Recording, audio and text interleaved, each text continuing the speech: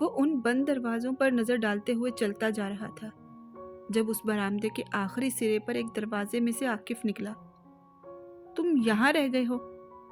وہ وہیں سے بلند آواز میں بول رہا تھا۔ یہاں آؤ۔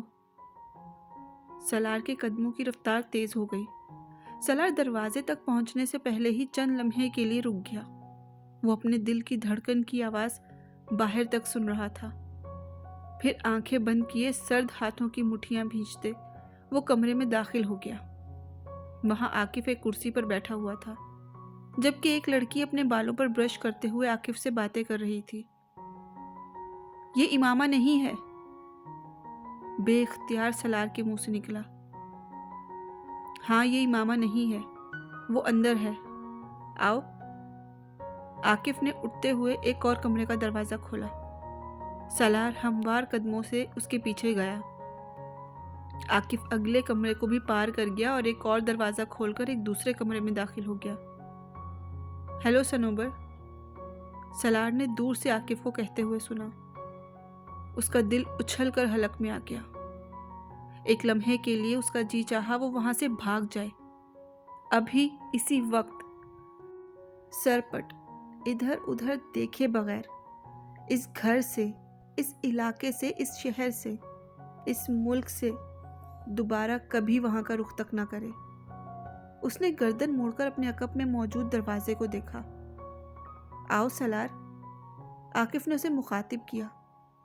وہ اب گردن موڑے اندر کسی لڑکی سے مصروف گفتگو تھا۔ سالار نے تھوک نکلا، اس کا حلق کانٹوں کا جنگل بن گیا تھا۔ وہ آگے بڑھا۔ عاقف نے اپنی پشت پر اس کے قدموں کی آواز سنی تو دروازے سے ہٹ گیا۔ سالار دروازے میں تھا اور وہ کمرے کے وسط میں کھڑی تھی۔ یہ ہے صنوبر، عاقف نے تعارف کروایا۔ سالار اس سے نظریں نہیں ہٹا سکا، وہ بھی اس پر نظریں جمائے ہوئے تھی۔ امامہ، وہ بے حس و حرکت اسے دیکھتے ہوئے بڑبڑایا۔ ہاں امامہ، عاقف نے تصدیق کر دی اور سالار گھٹنوں کے بل زمین پر گر پڑا۔ عاقف گھبرا گیا۔ کیا ہوا؟ کیا ہوا؟ وہ دونوں ہاتھوں سے اپنا سر پکڑتے ہوئے سجدے میں تھا۔ وہ ایک طوائف کے کوٹھے پر سجدے میں گرنے والا پہلا مرد تھا۔ عاقف پنجوں کے بل بیٹھا اسے کندھوں سے پکڑ کر ہلا رہا تھا۔ سالار سجدے میں بچوں کی طرح رو رہا تھا۔ پانی لاؤں؟ صنوبر گھبراتے ہوئے تیزی سے بیٹھ کے سرہانے پڑے جگ اور گلاس کی طرف گئی اور گلاس میں لے کر سالار کے پاس آ گئی۔ سالار صاحب، آپ پانی پئیں۔ سالار ایک جھٹکے سے اٹھ بیٹھا، یوں جیسے اسے کرنٹ لگا ہو۔ اس کا چہرہ آنسوؤں سے بھیگا ہوا تھا۔ کچھ کہے بغیر اس نے اپنی جینز کی جیب سے والیٹ نکالا اور پاگلوں کی طرح اس میں سے کرنسی نوٹ نکال کر صنوبر کے سامنے رکھتا گیا۔ اس نے والیٹ چند سیکنڈ میں خالی کر دیا۔ اس میں کریڈٹ کارڈ کے علاوہ کچھ بھی نہیں بچا۔ پھر وہ کچھ کہے بغیر وہاں سے اٹھ کھڑا ہوا اور الٹے قدموں دروازے کی دہلیز سے ٹھوکر کھاتا ہوا باہر نکل گیا۔ عاقف ہکا بکا اس کے پیچھے آیا۔ سالار کیا ہوا ہے؟ کہاں جا رہے ہو؟ اس نے سالار کو کندھے سے پکڑ کر روکنے کی کوشش کی۔ سالار وحشت زدہ اس سے اپنے آپ کو چھڑانے لگا۔ چھوڑو مجھے، ہاتھ نہ لگاؤ، مجھے جانے دو، وہ بلند آواز میں روتے ہوئے ہذیانی انداز میں چلایا۔ امامہ سے ملنا تھا تمہیں، عاقف نے اسے یاد دلایا۔ یہ امامہ نہیں ہے یہ امامہ ہاشم۔ تو ٹھیک ہے، مگر میرے ساتھ جانا ہے تمہیں۔ میں چلا جاؤں گا، مجھے تمہاری ضرورت نہیں۔ وہ الٹے قدموں اپنا کندھا چھڑاتا بھاگتا ہوا کمرے سے نکل گیا۔ عاقف زیر لب کچھ بڑبڑایا۔ اس کا موڈ آف ہو گیا تھا۔ مڑ کر وہ صنوبر کے کمرے میں گھس گیا جو ابھی تک حیرانی سے نوٹوں کے ڈھیر کو دیکھ رہی تھی۔ سیڑھیاں اب بھی اسی طرح تاریک تھیں، مگر اس بار وہ جس ذہنی حالت میں تھا اسے کسی دیوار، کسی سہارے، کسی روشنی کی ضرورت نہیں تھی۔ وہ اندھا دھند تاریک سیڑھیوں سے نیچے بھاگا اور بری طرح گرا۔ اگر سیڑھیاں سیدھی ہوتی تو وہ سیدھا نیچے جا گرتا، مگر سیڑھیوں کی گولائی نے اسے بچا لیا۔ وہ اندھیرے میں ایک بار پھر اٹھا۔ घुटनों और टखनों में उठने वाली टीसों से बेपरवाह उसने दोबारा इसी तरह भागते हुए सीढ़ियां उतरने की कोशिश की। चंद सीढ़ियां उतरने के बाद लगाई जाने वाली छलांग ने उसे फिर जमीन बोस किया। इस बार इसका सर भी दीवार से टकराया, मगर वो खुशकिस्मत था कि उसकी हड्डी नहीं टूटी। शायद सीढ़ियों से गिरने के बाद नीचे वाली सीढ़ियों पर आ गया था। सामने गली की रोशनी नजर आ रही थी। वो सीढ़ियों से निकल आया, मगर आगे नहीं जा सका। चंद कदम आगे चलकर उसके घर के बाहर थड़े पर बैठ गया। उसे मतली महसूस हो रही थी। सर को थामते हुए बेइख्तियार वो उबकाई लेने लगा।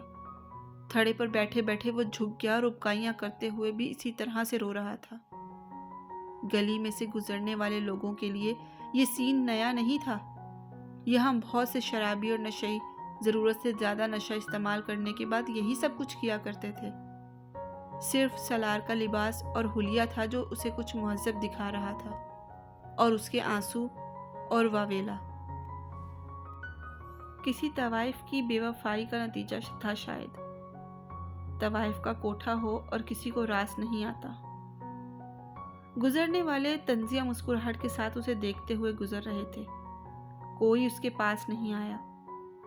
इस बाजार में हाल अहवाल जानने का रिवाज नहीं था। आकिफ भी नीचे नहीं आया। आता तो शायद सलार के पास रुक जाता। इमामा हाशिम वहां नहीं थी। सनोबर इमामा हाशिम नहीं थी। कितना बड़ा बोझ उसके कंधों से उठा लिया गया था। कितनी बड़ी अजियत से बचा लिया गया था। तकलीफ देकर उसे आगाही नहीं दी गई, सिर्फ तकलीफ का एहसास देकर उसे आगाही से शनासा कराया गया था। उसे वहां ना देखकर वो इस हालत में जा पहुंचा था। वो उसे वहां देख लेता तो उस पर क्या गुजरती। उसे अल्लाह से खौफ आ रहा था, बेपनाह खौफ। वो किस कदर ताकतवर था, क्या नहीं कर सकता था, और वो किस कदर मेहरबान था, वो क्या नहीं करता। इंसान को इंसान के दायरे में रखना आता है, कभी गजब से, कभी एहसान से। वो उसे उसके दायरे में ही रखता है। उसे कभी अपनी जिंदगी के उस सियाह बाब पर इतना पछतावा, इतनी नफरत नहीं हुई थी जितनी उस वक्त हो रही थी। क्यों क्यों क्यों आता था मैं यहाँ पर? क्यों खरीदता था मैं उन औरतों को? क्यों गुनाह का एहसास मेरे अंदर नहीं जागता था? वो चबूतरे पर बैठा दोनों हाथों से सर पकड़े बिलक रहा था। और अब जब मैं सब कुछ छोड़ चुका हूं तो अब क्यों ये तकलीफ, ये चुभन, क्यों? मैं जानता हूं मुझे अपने हर अमल के लिए जवाबदेह होना है, मगर ये हिसाब यहाँ इस तरह ना ले। जिस औरत से मैं मोहब्बत करता हूं उसे कभी बाजार में ना फेंक। वो रोते हुए रुका। कौन सा इंकिशाफ कहाँ हो रहा था? मोहब्बत? वो गली से गुजरते हुए लोगों को देखते हुए बेयकीनी से बुड़बुड़ाया। क्या मैं उससे मोहब्बत करता हूँ? कोई लहर उसके सर से पैरों तक गुजरी थी। क्या ये तकलीफ सिर्फ इसलिए हो रही थी मुझे कि मैं उसके चेहरे पर साए लहराए? क्या वो मेरा पछतावा नहीं कुछ और है? उसे लगा वो वहां से कभी नहीं उठ पाएगा। तो ये पछतावा नहीं, मोहब्बत है जिसके पीछे मैं भागता फिर रहा हूं। उसे अपना जिस्म रेत का बना हुआ महसूस होने लगा। इमामा फांस नहीं है, रोग है। आंसू अभी भी उसके गालों पर बह रहे थे। और इस बाजार में उस औरत की तलाश में उठते मेरे हर कदमों में लर्जिश इसलिए थी क्योंकि मैंने उसे अपने दिल के बहुत अंदर, कहीं बहुत ऊंची जगह पे रखा हुआ था, वहां जहां खुद मैं भी उनको महसूस नहीं कर पा रहा था। चेकमेट। 150+ IQ लेवल का वो मर्द मुंह के बल जमीन पर गिर गया। وہ ایک بار پھر پھوٹ پھوٹ کر رونے لگا۔ کون سا زخم تھا جو وہاں بیٹھے ہرا ہو رہا تھا؟ کون سی تکلیف تھی جو سانس لینے نہیں دے رہی تھی؟ آئینے نے اسے کہاں برہنہ کیا؟ اسے کیا یاد تھا؟ وہ اٹھ کر وہاں سے چلنے لگا۔ اسی طرح بلک بلک کر روتے ہوئے اسے خود پر قابو نہیں تھا۔ اسے پاس سے گزرنے والوں کی نظروں کی بھی پرواہ نہیں تھی۔ اسے اپنے وجود سے کبھی زندگی میں اتنی نفرت محسوس نہیں ہوئی جتنی اس وقت ہو رہی تھی۔ وہ ریڈ لائٹ ایریا اس کی زندگی کا سب سے زیادہ سیاہ سباب تھا۔ ایسا سیاہ باب جسے وہ کھرچ کر اپنی زندگی سے علیحدہ نہیں کر پا رہا تھا۔ ایک بار پھر اس کی زندگی میں وہ وقت آ کھڑا ہو گیا۔ کئی سال پہلے وہاں گزاری گئی راتیں اب بلاؤں کی طرح اسے گھیرے ہوئے تھی۔ وہ ان سے فرار حاصل نہیں کر پا رہا تھا، اور اب جس خوف نے اسے اپنے حصار میں لیا ہوا تھا وہ تو اگر امامہ اس بازار میں آ گئی ہوتی تو صنوبر امامہ ہاشم نہیں تھی مگر کوئی اور۔ اس کے سر میں درد کی ایک لہر اٹھی۔ مائیگرین اب شدت اختیار کرتا جا رہا تھا اور اس کا ذہن بیٹھ رہا تھا۔ گاڑیوں کے ہارن اور لائٹس نے اس کے درد کو اور بڑھا دیا اور اس کا ذہن کسی تاریکی میں اتر گیا۔ کسی نے ہلکا سا کہکا لگایا، پھر کچھ کہا۔ ایک دوسری آواز جواباً کچھ کہا۔ سالار سکندر کے حواس آہستہ آہستہ کام کرنے لگے تھے، مذہل تھکن زدہ مگر آوازوں کو شناخت کرتا ہوا ذہن۔ بہت آہستہ آہستہ اس نے آنکھیں کھولی اور اسے حیرانی نہیں ہوئی۔ اسے یہیں ہونا چاہیے تھا، ہاسپٹل یا کسی کلینک کے ایک کمرے میں ایک بیڈ پر تھا، بے حد نرم اور آرام دہ بیڈ۔ اس سے کچھ فاصلے پر فرقان کسی دوسرے ڈاکٹر کے ساتھ ہلکی آواز میں باتیں کر رہا تھا۔ سالار نے ایک گہرا سانس لیا تو فرقان اور دوسرے ڈاکٹر نے گردن موڑ کر باتیں کرتے ہوئے اسے دیکھا، پھر وہ دونوں اس کی طرف چلے آئے۔ سالار نے ایک بار پھر آنکھیں بند کر لی۔ آنکھیں کھلی رکھنا اسے مشکل لگ رہا تھا۔ فرقان نے اس کے پاس آ کر نرمی سے اس کے سینے کو تھپتھپایا۔ کیسے ہو اب سالار؟ سالار نے آنکھیں کھول دی۔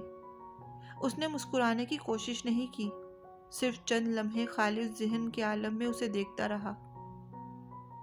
اس نے کہا، فائن۔ دوسرا ڈاکٹر اس کی نبض دیکھنے میں مصروف تھا۔ سالار نے ایک بار پھر آنکھیں بند کر لی۔ فرقان اور دوسرا ڈاکٹر آپس میں ایک بار پھر گفتگو میں مصروف ہو گئے۔ اسے اس گفتگو میں کوئی دلچسپی نہیں تھی۔ اسے کسی بھی چیز میں کوئی دلچسپی نہیں تھی۔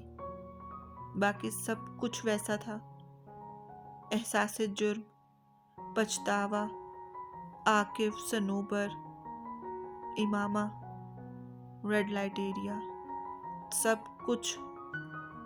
کچھ ویسا ہی تھا۔ اس کا دل چاہا وہ ابھی بھی ہوش میں نہ آتا۔ تو سالار صاحب، اب کچھ تفصیلاً گفتگو ہو جائے آپ کے ساتھ۔ اس نے فرقان کی آواز پر آنکھیں کھول دی۔ وہ اس کے بیڈ کے بالکل قریب ایک اسٹول پر بیٹھا تھا اور دوسرا ڈاکٹر باہر جا چکا تھا۔ اس نے اپنی ٹانگوں کو سمیٹنے کی کوشش کی تو اس کے منہ سے کراہ نکلی۔ اس کے ٹخنے اور گھٹنوں میں شدید درد ہو رہا تھا۔ اس کی ٹانگوں پر کمبل تھا، وہ انہیں نہیں دیکھ سکتا تھا، مگر اس کو اندازہ تھا کہ اس کے ٹخنوں اور گھٹنوں پر کچھ لپٹا ہوا تھا۔ وہ اپنے کپڑوں میں بھی نہیں تھا، بلکہ مریضوں کے لیے مخصوص لباس میں تھا۔ کیا ہوا ہے؟ سالار نے بے اختیار کراہ کر ٹانگ پر سیدھی کرنے کی کوشش کی۔ اسپرین اینکل، دونوں گھٹنوں اور کاف پر کچھ خراشیں اور سوجن، مگر خوش قسمتی سے کوئی فریکچر نہیں۔ بازوؤں اور کوہنی پر بھی کچھ بروزز، خوش قسمتی سے پھر کوئی فریکچر نہیں۔ سر کے بائیں پچھلے حصے میں چھوٹا سا کٹ، تھوڑی سی بلیڈنگ، مگر سٹی اسکین کے مطابق کوئی سیریس انجری نہیں ہے۔ سینے پر بھی رگڑ کی وجہ سے معمولی خراشیں، مگر جہاں تک تمہارے سوال کا تعلق ہے کہ کیا ہوا ہے، تو یہ تم بتاؤ کہ کیا ہوا ہے۔ فرقان کسی ماہر ڈاکٹر کی طرح بات کرتے کرتے بولا۔ سلار چپ چاپ اسے دیکھتا رہا۔ میں پہلے سمجھتا رہا کہ مائیگرین کا شدید اٹیک ہوا ہوگا اور تم بے ہوش ہو گئے ہوگے، مگر بعد میں تمہارا چیک اپ کرنے پر مجھے اندازہ ہوا کہ ایسا نہیں تھا۔ کیا کسی نے حملہ کیا تھا تم پر؟ وہ اب سنجیدہ تھا۔ سلار نے ایک گہرا سانس لیتے ہوئے سر کو جھٹکا۔ تم مجھ تک کیسے پہنچے؟ بلکہ میں یہاں کیسے پہنچا؟ میں تمہارے موبائل پر کال کر رہا تھا اور تمہاری بجائے کسی آدمی نے وہ کال ریسیو کی۔ وہ اس وقت فٹ پاتھ پر تمہارے قریب ہی تھا، تمہیں ہوش میں لانے کی کوشش کر رہا تھا۔ اس نے مجھے تمہاری حالت کے بارے میں بتایا۔ اچھا آدمی تھا۔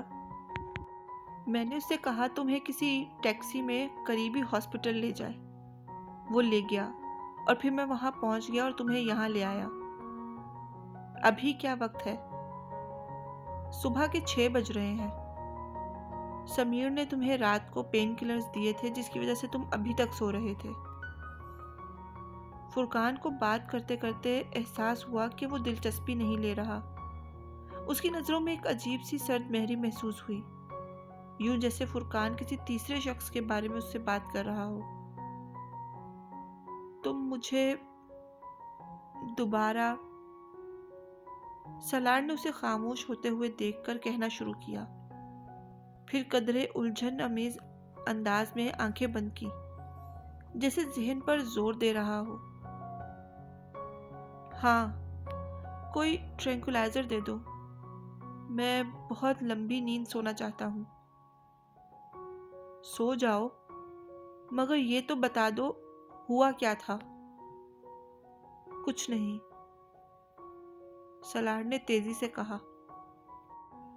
مائیگرین، اور میں فٹ پاتھ پر گرنے سے چوٹیں لگ گئی مجھے۔ فرقان نے اسے غور سے دیکھا۔ کچھ کھا لو۔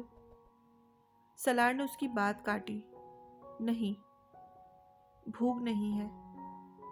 تم بس مجھے کچھ دو، ٹیبلٹ یا انجیکشن، کچھ بھی۔ میں بہت تھکا ہوا ہوں۔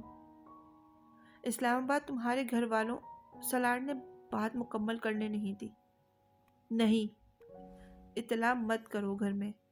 جب سو کر اٹھوں گا تو اسلام آباد چلا جاؤں گا۔ اس حالت میں؟ تم نے کہا میں ٹھیک ہوں۔ ٹھیک ہو، مگر اتنے بھی ٹھیک نہیں ہو۔ 2-4 دن آرام کرو، یہی رہو لاہور میں، پھر چلے جانا۔ اچھا، پھر تم پاپا کو یا ممی کو فون کر کے مت بتانا۔ فرقان نے کچھ الجھے ہوئے انداز میں اسے دیکھا۔ اس کے ماتھے پر کچھ بل آ گئے۔ اچھا، اور کچھ؟ ٹرینکولائزر۔ فرقان سوچتے ہوئے اسے دیکھنے لگا۔ میں رہوں تمہارے پاس؟ فائدہ؟ میں تو ابھی سو جاؤں گا، تم جاؤ، جب میں اٹھ جاؤں گا تو تمہیں کال کر دوں گا۔ اس نے بازو کے ساتھ اپنی آنکھوں کو ڈھانپ لیا۔ اس کے انداز میں موجود روکھے پن اور سرد مہری نے فرقان کو کچھ اور پریشان کر دیا۔ اس کا رویہ بہت اب نارمل تھا۔ میں سمیر سے بات کرتا ہوں، مگر ٹرینکولائزر سے پہلے تمہیں کچھ کھانا پڑے گا۔ فرقان نے اٹھتے ہوئے 2 ٹوک انداز میں کہا اور سلار نے آنکھوں سے بازو نہیں ہٹایا۔ وہ دوبارہ جس وقت اس کی آنکھ کھلی تو اس وقت شام کے 6 بج رہے تھے۔ کمرہ خالی تھا، اس کے پاس کوئی بھی نہیں تھا۔ جسمانی طور پر صبح سے زیادہ تھکن محسوس ہو رہی تھی۔ اپنی ٹانگوں سے کمبل پرے ہٹا کر اس نے لیٹے لیٹے بائیں ٹخنے اور گھٹنے میں اٹھتی ہوئی ٹیسوں کو نظر انداز کرتے ہوئے ٹانگوں کو سکیڑ لیا۔ اسے اپنے اندر ایک عجیب سی گھٹن محسوس ہو رہی تھی، اتنی گھٹن جیسے کسی نے اس کے سینے کو جکڑ لیا ہو۔ وہ اسی طرح لیٹے لیٹے چھت کو گھورتا رہا اور پھر جیسے اسے کوئی خیال آیا، وہ ہوٹل آ کر یہاں اپنا سامان چیک کر رہا تھا جب فرقان نے دروازے پر دستک دی۔ سلار نے دروازہ کھول دیا۔ فرقان کو دیکھ کر وہ حیران ہوا۔ اسے اندازہ نہیں تھا کہ کوئی اتنی جلدی اس کے پیچھے آ جائے گا۔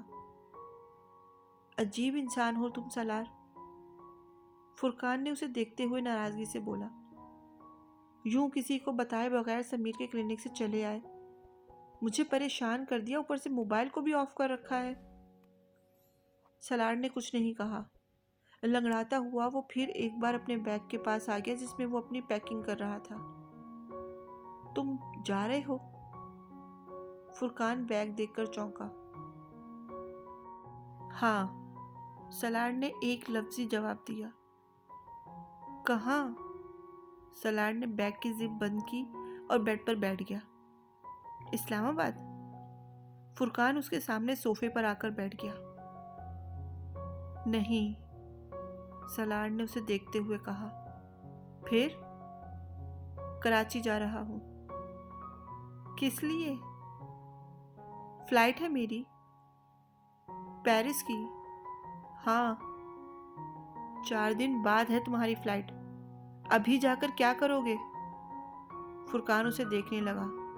سمیر کا اندازہ ٹھیک تھا، اس کے چہرے کے تاثرات بے حد عجیب تھے۔ کام ہے مجھے وہاں۔ کیا کام ہے؟ وہ جواب دینے کی بجائے سامنے بیڈ پر بیٹھے پلکیں جھپکائے بغیر چپ چاپ اسے دیکھتا رہا۔ فرقان سائیکالوجسٹ نہیں تھا، پھر بھی سامنے بیٹھے ہوئے شخص کی آنکھوں کو پڑھنے میں اسے کوئی مشکل نہیں ہوئی۔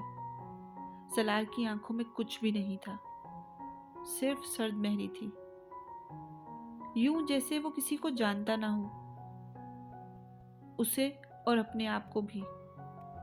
وہ ڈپریس تھا۔ فرقان کو کوئی شبہ نہیں تھا، مگر اس کا ڈپریشن اسے کہاں لے کے جا رہا تھا، فرقان یہ جاننے سے قاصر تھا۔ تمہیں آخر کیا پریشانی ہے؟ سالار نے توقف کیا، پھر کندھے اچکائے۔ کوئی پریشانی نہیں ہے۔ تو پھر؟ تم جانتے ہو مائیگرین ہے، کبھی کبھار ہو جاتا ہے ایسے مجھے۔ میں ڈاکٹر ہوں، مائیگرین کو کوئی مجھ سے زیادہ بہتر نہیں جانتا۔ یہ سب کچھ مائیگرین کی وجہ سے نہیں ہے۔ تو تم بتاؤ، اور کیا وجہ ہو سکتی ہے؟ سالار نے الٹا اسی سے سوال کیا۔ کسی لڑکی کا پرابلم ہے؟ سالار پلکیں جھپکا نہیں سکا۔ فرقان کہاں جا پہنچا تھا؟ ہاں۔ وہ نہیں جانتا اس نے نہیں کیوں نہیں کہا۔ کسی میں انوالو ہو تم؟ فرقان کو اپنے اندازے کے صحیح ہونے پر جیسے یقین نہیں آیا۔ ہاں۔ فرقان بہت دیر تک چپ بیٹھا اسے دیکھتا رہا، یوں جیسے اپنی بے یقینی پر قابو پانے کی کوشش کر رہا ہو۔ کس کے ساتھ انوالو ہو؟ تم اسے نہیں جانتے۔ شادی نہیں ہو سکی تمہاری اس کے ساتھ؟ سالار اسے دیکھتا رہا، پھر اس نے کہا، ہو گئی تھی۔ اس کے لہجے میں آنچ تھی۔ شادی ہو گئی تھی؟ فرقان کو پھر یقین نہیں آیا۔